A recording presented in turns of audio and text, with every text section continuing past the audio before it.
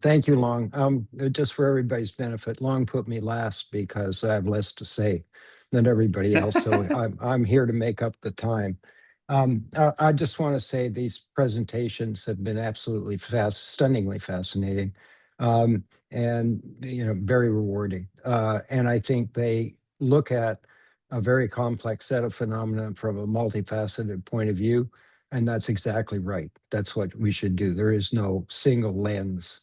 Um, I'm gonna, make some observations. I'm not going to use slides that are based on experience with the use of AI in a wide range of areas. Some of them directly economic and some not. But my general frame of reference going into this is it's too soon to tell. it's we're talking about multi-year processes. We're not that far into it. We can pick up bits and pieces on the way, and they're interesting and important studies. Carol's, of course, Eric's done interesting and important studies on AI applications, and I'll advert to them. But let me start where Long started and Carol ended. This comes up all the time. If the benefits are so uncertain, why are we spending tens and tens of billions of dollars uh, on developing these tools, and to some extent deploying them? And I think there's an answer to that. So I'm going to start there. This is what I call a rational bubble. And the way to understand what's going on is to understand there aren't many players in the game who are capable of playing at this level of investment. We know who they are. And if you look at this from a game theory point of view, the payoffs are wildly asymmetric.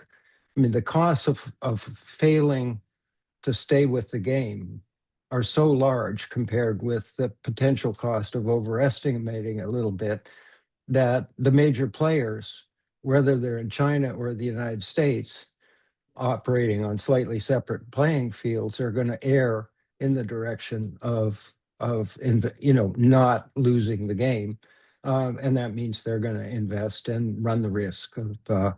So it's not crazy, but it does probably move in the direction of into territory where there's at least a question mark about whether or not these investments will turn out, with the benefit of hindsight, to have the high returns that a lot of people help. And then the markets kind of reflect this. Turbocharging this, of course, is the strategic competition between China and the United States. It's just a different level. So nobody in either country is going to try to stop this on the ground that you're going to fall behind the other major power in this. So that's one set of observations. Second set has to do with, I think it's touched on basically in all the presentations, which is using whatever measure you prefer. And I do really like the work that Eric and his colleagues are doing in expanding the set of things we're able to look at in terms of generating benefits or value. But you can look at productivity, or you can look at the expanded set. However you look at it, I think the critical question from a macroeconomic point of view is diffusion. Everybody's talked about that. Diego talked about it. So there's history for this. And Carol mentioned MGI studies. MGI did a very detailed set of studies on the diffusion of previous rounds of digital adoption. This was basically the routine jobs, codifiable, jobs automation process that we went through a decade and a half or more ago. And what they discovered, and I think there's a very real chance we'll see it again, is that certain sectors and certain companies went way ahead. Tech, in terms of sectors, finance, maybe it's a little different now. I noticed Carol just said finance is lagging, so that was a bit of a surprise to me. But in those studies, healthcare, traditional retail, hospitality, education, huge employment sectors in the American economy were simply falling behind.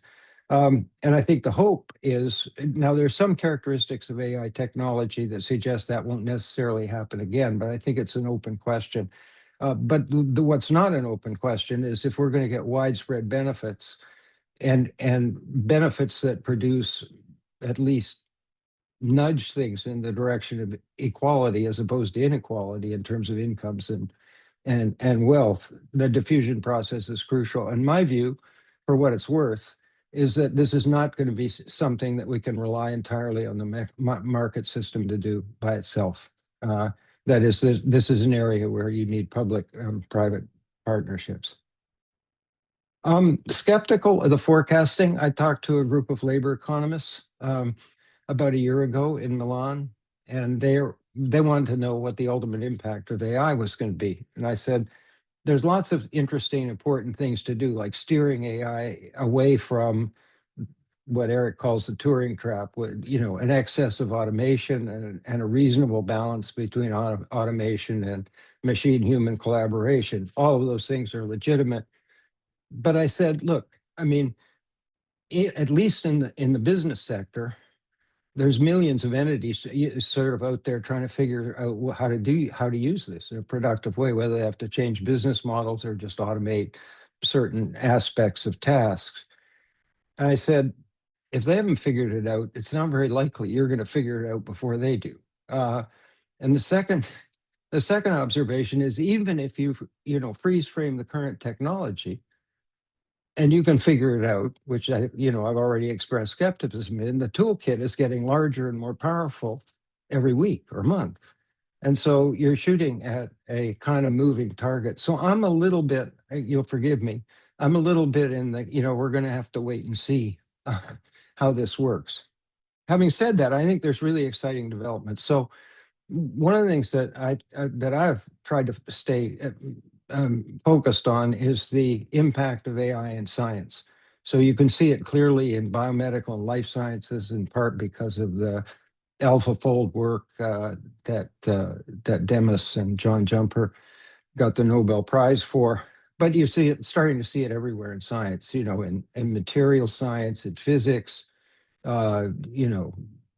weather forecasting, any complex system that needs analysis, and so on. I won't go on at great length, but what interests me about the science, as compared with the more complex processes in economies, is that when you produce a very powerful tool, it doesn't take very long for people to pick it up and use it. So in the case of AlphaFold, in its third iteration, there's 2.6 million biologists in some very large, like 150 countries, using it. So I think what that tells me two things. One is it's possible for this to have a very fast impact, and two, the difference between science on the one hand and business on the other, or the economy, is that the adoption process is much more complicated on the business side. It involves changing behavior, changing skills, changing business models, and all the things that our speakers have talked about. And I think it's exactly right. When people ask me, how is this going to play out? My sort of sequence is big impacts in science first, escalating impacts if we're right about the potential in the business sector, with unevenness across both countries and sectors within countries in terms of adoption. I think robotics is experiencing very rapid improvements, but I think the ultimate impact of that, especially in the blue collar world and unstructured environments, is probably a little further out in time. I'm talking about the next decade now. And then you have other technologies like quantum, which just got recognized for major breakthroughs. But I think we're probably 15 years away from having a quantum computer, which would be a game changer if it showed up. One thing I wanted to mention, and I'm going to try, I'm sorry, I'm going to go through these things quickly, but in my experience talking with people, the value of AI to some extent depends on the stability or dynamism of the environment in which people are working. So for example, I spent a fair amount of time talking to people who manage supply chains, and the most advanced ones are using AI to great effect now. and its value is directly related to the instability of the global economy and the fact that people have to make very quick, flexible, and agile adjustments to interventions from policy decisions in various countries. I won't further develop that. But the general point is, I think that, a dimension of AI value creation runs in the direction of speed of response, because of their ability to kind of collect all the variables and so on. And related to that, we don't talk about it very much. I mean, it's fine to focus on jobs. I think Carol's right. Tasks are limiting and are more likely to show up as the short run effects and not the kind of longer ones. But the AIs are pretty important tools for managing very complex systems, like in hospitals, like in smart grids and so on. So I think when I'm in the mode I am now of sort of expanding the kind of range of things you look at, some of it's science, some of it's complex systems, some of it's ambient intelligence, and a whole lot of other things. But I think it's perfectly legitimate to focus on jobs and productivity narrowly, but I think there's a lot of merit in expanding the scope of, potential value creation from these very powerful tools. Just a couple of other observations. I spent a fair amount of time in developing countries. I was in Kazakhstan recently. I thought Kazakhstan would be sort of a backwater where people had barely heard of artificial intelligence. It was the exact opposite. They were all in, right? They had young people, they were knowledgeable, they had startups. And the reason, of course, is it goes back to studies that Long Chen organized at the Luohan Academy, 5 or 6 years ago.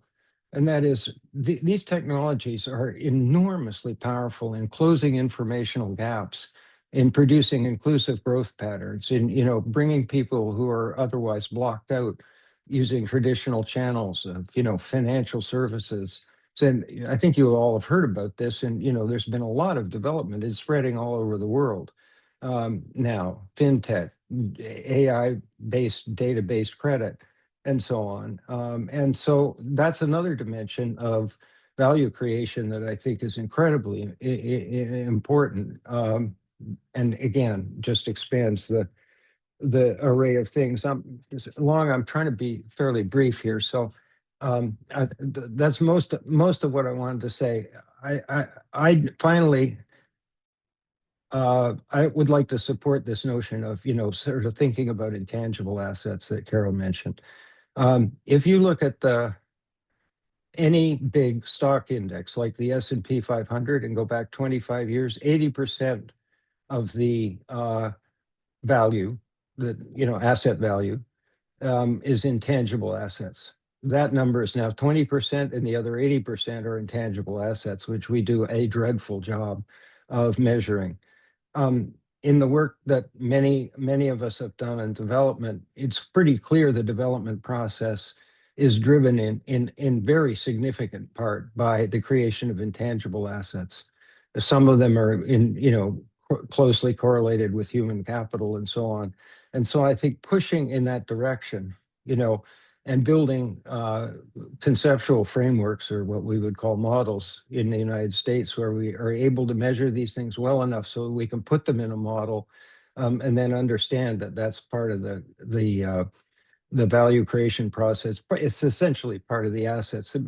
Eric, didn't we write a paper once on the question of sort of digital assets and so on? But anyway, I mean, that was it was an early attempt at getting at this. I do think this is incredibly important. But the final thing I wanted to say is, and this goes back, it's not confined to developing countries, but one of the deficits in terms of intangible assets in developing countries is precisely skills, knowledge, human capital, things like that.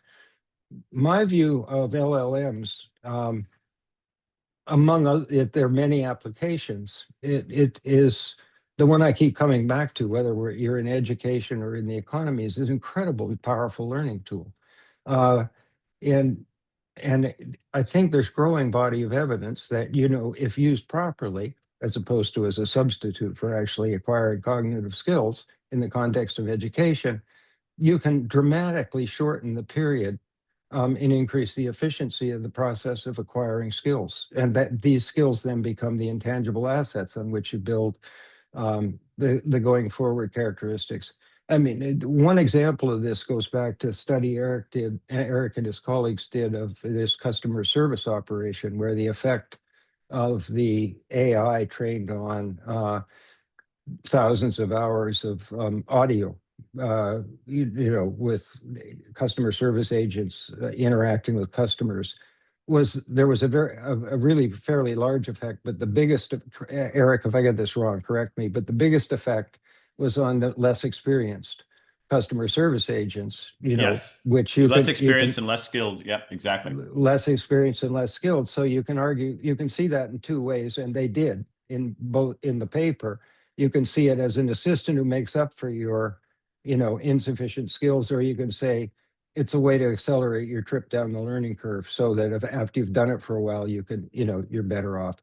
That's just an example, and so you can't generalize, you know, too much from it. But I do think that the opportunity set, especially as perceived in the developing world, whether it's in skills development in healthcare or education or other things, is going to turn out to be one of the things that they value most.